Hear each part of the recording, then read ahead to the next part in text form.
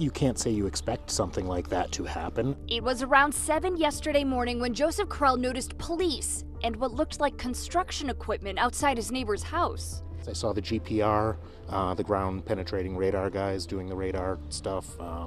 Eventually that turned into jackhammering. The Middlesex District Attorney says investigators used that radar to scan the garage floor of the home where 40-year-old Shawn Sullivan lived. The investigators were subsequently able to cut through the floor of the garage and to recover a bag, a plastic bag, containing what has been confirmed by the medical examiner's office as human remains. The DA says those remains are believed to be those of Jill Kloppenburg, who was reported missing in February of 2025. She says it was a tip to a New Hampshire police department that cracked the case open, saying a man called, claiming his friend, Shawn Sullivan, had killed a woman named Jill. Shawn allegedly further claimed that he had shot her and then buried her under the floor in a garage in the Audrey Avenue, Tingsboro home where he was living. Neighbors say they never expected a case like this to unfold right next door. For more than a year, Jill Kloppenburg was gone. No answers, no public breakthrough, just silence, uncertainty, and the kind of disappearance that slowly drains hope from everyone left behind. Then, according to investigators, one phone call changed everything. A caller told police that a man in Massachusetts had allegedly confessed to killing a woman named Jill and burying her beneath the floor of his garage. Days later, authorities say they searched that property, found a suspicious patched section of concrete, dug underneath it, and recovered human remains. Later, prosecutors said dental records identified those remains as Jill Kloppenburg. That is the detail that stops you cold. Not just that a woman disappeared, but that authorities believe the answer may have been hidden in plain sight beneath an ordinary suburban garage floor, out for more than a year. And even now, the most important questions are not fully settled. Prosecutors have charged Shawn Sullivan with murder and related offenses. He has pleaded not guilty. His defense attorney has argued that Jill's death was a tragic accident, not an intentional killing. So what really happened inside that house? Was this a deliberate act, followed by concealment, as authorities allege? Or was it, as the defense claims, an accidental shooting followed by panic and a decision that turned a terrible moment into a criminal case of national interest? That is the mystery at the center of this story. If you follow real cases with care, if you want the full timeline, the evidence, and the unanswered questions that still hang over this one, stay with me to the end. Cases like this deserve attention, and every detail matters. Before this case became a headline, before court hearings and forensic searches and television crews outside a Massachusetts courthouse, there was Jill Kloppenburg. Public reporting identifies her as a 47-year-old woman whose disappearance left friends deeply shaken. The reporting around this case has focused again and again on the same emotional truth. Jill was not someone who simply slipped out of contact without notice. The people around her knew something was wrong. They looked for her. They worried. They kept asking questions long before this case exploded into public view. That matters because in so many disappearance cases, the timeline between the last real contact and the moment authorities can finally act becomes one of the most important parts of the story.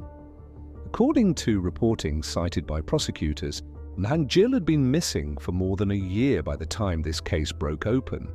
Friends reportedly had not seen her since August 2024. And public reporting indicates the last known activity from her cell phone was in January 2025. She was reported missing in February 2025. That gap is haunting. It means this was not a short-lived mystery. It means people had already lived through birthdays, seasons, holidays, and months of unanswered questions before investigators announced what they believed they had found. And when a case carries that kind of time weight, the emotional stakes rise immediately. It is no longer only about one violent allegation. It is also about absence, waiting, and the agony of not knowing. Authorities say Jill and Shawn Sullivan knew each other. Public reporting indicates she had been inside his home before, and investigators later treated that connection as one of the key reasons the case moved in the direction it did. But at the center of this chapter is an uncomfortable truth that often defines cases like this one. Access changes everything. When investigators believe two people knew each other when one had access to the other's home, space, or trust, the case stops looking random. It becomes more intimate, more complicated, and potentially more difficult to untangle because familiarity can blur timelines, alibis, and assumptions. Then came the development that would eventually make this case impossible to ignore. On March 10th, 2026, according to the Middlesex District Attorney's Office and multiple news outlets, police in Nashua, New Hampshire, received a report about a possible homicide in Massachusetts. Authorities say the caller told police that Shawn Sullivan had allegedly admitted to killing a woman named Jill at his Tingsboro home and burying her beneath the garage floor. That tip is the hinge point of the entire case. Without it, the story might have remained a missing person file with too many dead ends. With it, investigators suddenly had a location, a named victim, a named suspect, and a very specific claim that could be tested against the physical world. And this is where the case takes on that documentary tension that keeps people watching, because from this point forward, every question becomes concrete. Was the caller telling the truth? Was this a false story, a rumor, a misunderstanding, or a real confession? If investigators searched the garage, would the floor tell its own story? Cases often turn on small details. But here the allegation was so specific that it created immediate stakes. Either the tip would collapse under scrutiny, or it would uncover something devastating. There was very little middle ground. When investigators executed the search warrant, authorities say they noticed a suspicious patched section of the garage floor. Ground-penetrating radar, according to prosecutors, suggested something beneath the concrete. Investigators dug. Under that floor, they recovered human remains in a plastic bag. Soon after, prosecutors said dental records identified those remains as Jill Kloppenburg. In documentary terms, this is the moment the case changes shape completely. It is no longer just about a disappearance. It is now about a body, a burial site, a crime scene, and a question that becomes darker by the minute. If authorities are right about where Jill was found, what happened in that house before she was buried there? And yet, even with that discovery, the central truth was still contested. Because almost as soon as the case reached court, another narrative emerged. Prosecutors laid out one theory. The defense pushed back with another. One side framed this as murder. The other called it a tragic accident followed by panic. And that distinction is not small, it is the entire case. Because the burial may explain concealment, but it does not by itself explain intent. And in a courtroom, intent can define everything. By the end of this first chapter, one fact is clear. This case is not only about what was hidden under a garage floor, it is about what happened before that concrete was patched, or before the missing person report, before the friend's phone call, and before Jill's name became part of a murder charge. And once prosecutors began describing those alleged final moments, the story took an even darker turn. According to prosecutors, the critical events trace back to January 2025. Their account, as reported in court coverage, is that Shawn Sullivan later told police he removed a firearm from a safe in his bedroom and showed it to Jill Kloppenburg. Prosecutors say he described making a twitching movement, after which the gun discharged. Authorities have said Jill was shot in the chest. Those are the allegations at the center of the state's case. They are serious, specific, and not yet proven in court. Sullivan has pleaded not guilty, and his attorney has publicly argued that the shooting was accidental. However, that tension is where this case truly begins to sharpen. Not around whether Jill died inside that orbit of contact, but around how and why it happened. If the prosecution's version is ultimately accepted, then the next question becomes immediate. What did Sullivan do after Jill was wounded? Prosecutors say he did not call emergency services. Instead, according to court reporting, they allege that Jill's body remained in a bedroom for a day or two before being moved to the garage, where a hole was dug and the remains were buried beneath the floor. That allegation matters enormously because it goes beyond the shooting itself. It speaks to post-incident behavior. And in criminal cases, post-incident behavior can become one of the most powerful things a jury ever hears. Did the person try to help? Did they seek medical aid? And did they notify anyone? Or did they conceal what happened? Authorities clearly believe the alleged concealment is central to proving a far more serious crime. The defense, however, is trying to separate those stages. Public reporting says Sullivan's attorney described Jill's death as a tragic accident and suggested that involuntary manslaughter, not murder, would be the more appropriate charge. That argument does not erase the burial. It does not erase the concealment.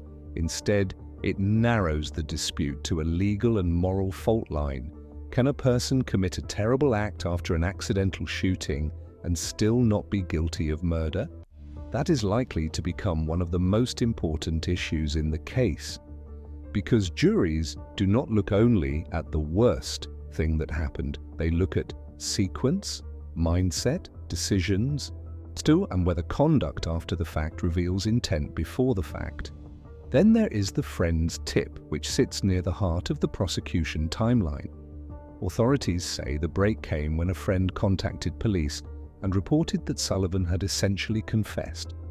That tip is powerful for obvious reasons, but it also raises its own questions. When exactly was this alleged admission made? Under what circumstances?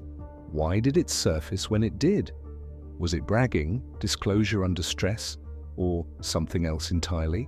Public reporting has not answered all of those details, and until testimony is heard in open court, there are limits to what anyone outside the case can know. But what is clear is that investigators believe the tip was credible enough to act on quickly, and the garage search appears to be the reason why. Another important point is identification. In many hidden remains cases, identification takes time and can leave room for uncertainty.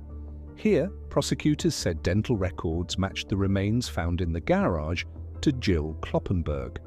That is one reason the case escalated so quickly from a possible homicide report to named charges. Authorities were not only dealing with unidentified remains, they were, according to public reporting, able to tie those remains to a woman whose disappearance had already troubled people close to her. That creates a far tighter evidentiary chain than cases built solely on rumor or circumstantial suspicion.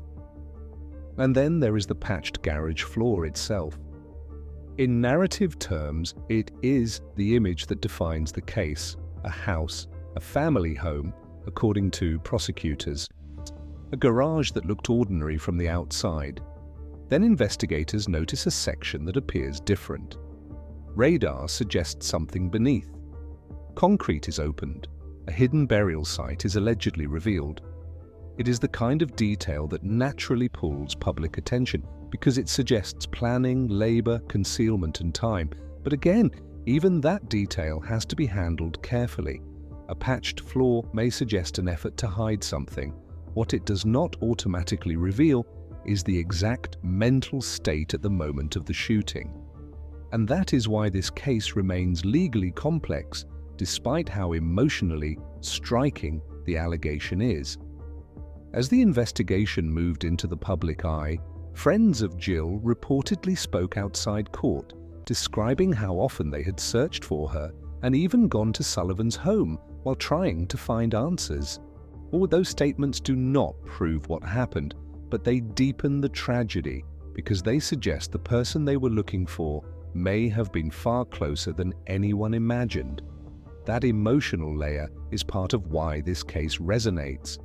It is not only a prosecution file, it is also a story about people searching, asking, waiting, and living for months with uncertainty, while the truth, if authorities are correct, remained buried.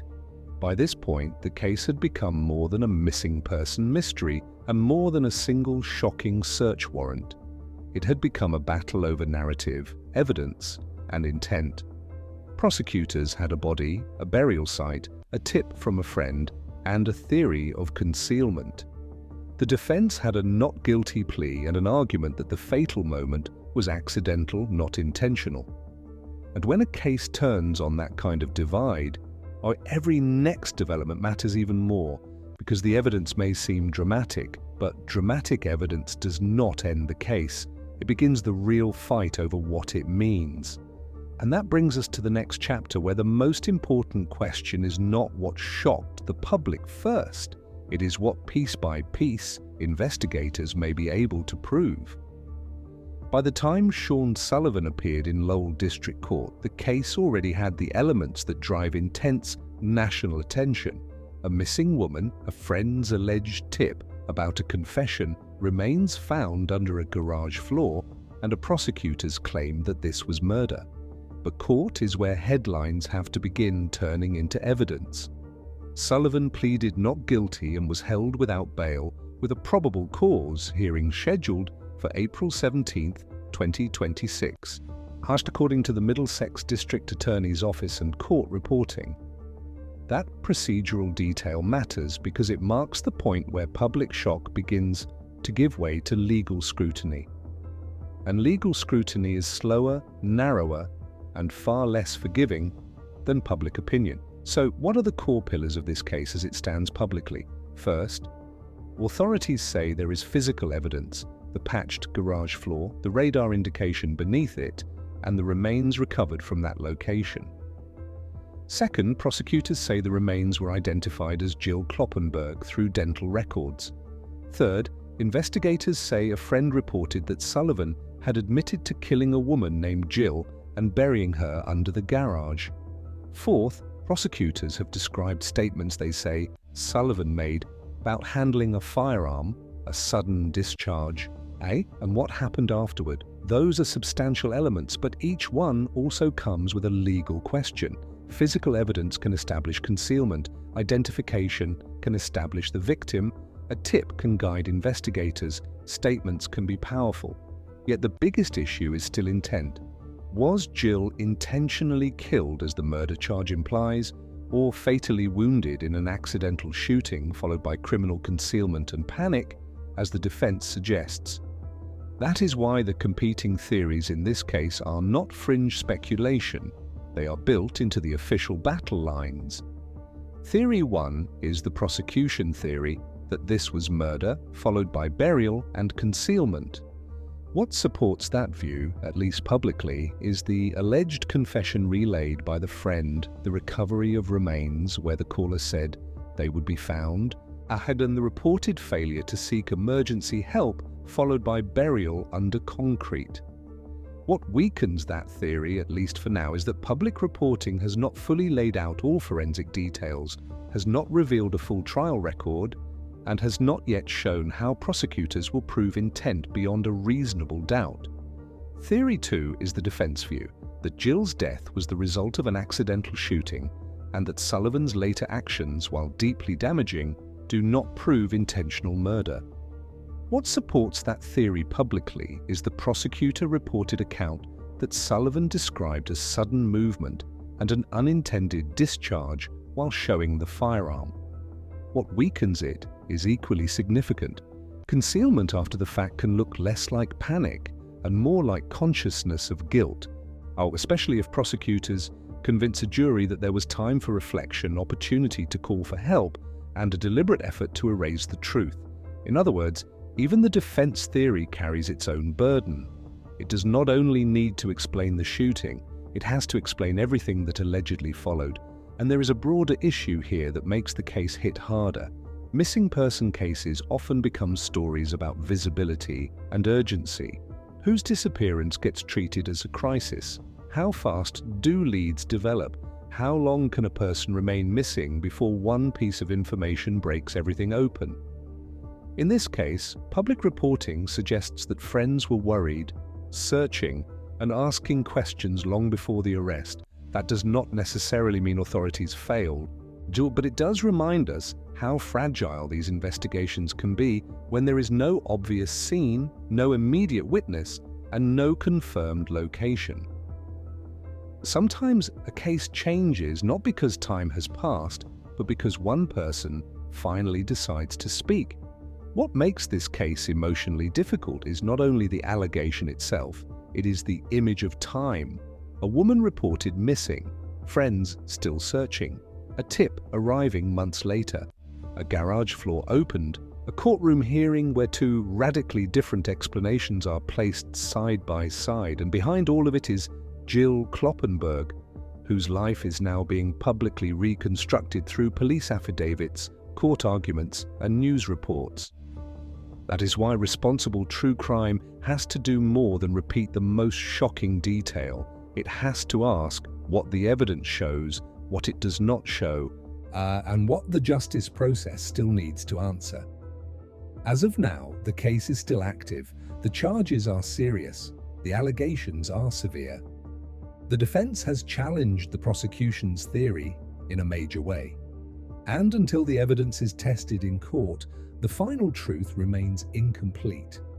But incomplete does not mean unimportant. It means this is the stage where public attention matters most, because unresolved cases can easily become reduced to a single, lurid detail and nothing else. Jill deserves more than that. The people who searched for her deserve more than that. And the court process now has the burden of deciding what really happened inside that home in Tingsboro. And that is where this story leaves us, with a body recovered, a suspect charged, a defense that rejects the prosecution's most serious framing, and a question that still hangs over every detail. Not whether this case is tragic, that much is obvious. The question is whether the evidence will ultimately prove murder or something else entirely. For now, what is publicly known is powerful enough on its own. Jill Kloppenburg disappeared. Authorities say her remains were later found beneath a garage floor in Tingsboro. Shawn Sullivan has been charged with murder and related offences. He has pleaded not guilty, and his attorney has said Jill's death was an accident. Those are the facts that frame the case today. The rest will have to be decided in court. But cases like this stay with people because they touch something deeper than procedure. They raise questions about trust, concealment, silence, and the fragile line between what people think they know and what can actually be proved. Most of all, they remind us that behind every charge sheet is a real human life. Jill Kloppenburg is not just the center of an allegation, she is the reason this case matters. Tell me what you think after looking at the timeline as it stands right now. Does the prosecution theory seem stronger to you, or do you think the defense argument about an accidental shooting could create reasonable doubt? Share your view in the comments, pass this video along to someone who follows real cases carefully, and subscribe for more deeply researched true crime documentaries. And if you ever have information relevant to an active case, the right place to send it is always directly to law enforcement.